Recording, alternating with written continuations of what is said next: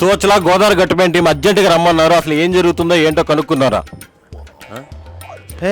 ఏమైంది గొడవ పడుతున్నారు? సినిమా అయిపోయిందేంటి? సినిమా ఎందుకు ఆగిపోతుందన్నా? ఏమ్మా ఏమైనా చేశాడా చెప్పు. చాంబర్లో మనకు బాగా క్లోజ్, నేను మాట్లాడుతున్నాం. అన్న నాకు తెలుగు రాదన్న, లాంగ్వేజ్ ప్రాబ్లమ్. ఎందుకు పిలిచావు? మా గోదావరి గట్టుపైన సినిమాది అప్డేట్ ఇద్దామని పిలిచేటా. సరే చెప్పు. కెమెరా ఆన్ చేసుకో, ఫోకస్ చెయ్. Yeah, finally the wait is over. మా గోదావరి గట్టుపైన సినిమా మేము ఎన్నో రోజుల నుంచి కష్టపడి చేస్తున్నాం. మా కంటెంట్ మీకు ఎప్పుడెప్పుడు చూపిద్దామా అని మేము ఫుల్ ఆతృతలో ఉన్నాం అనమాట. మీరు కూడా ఫైనల్లీ ఎన్నో రోజుల నుంచి వెయిట్ చేస్తున్నారు కదా. నువ్వు వెయిట్ చేయి. గుండె మీద చేసుకుని చెప్పు, నీ టీచర్ కోసం ఎవడైనా వెయిట్ చేస్తున్నాడా? ఎవడో ఒక్కడున్నాడా అన్న?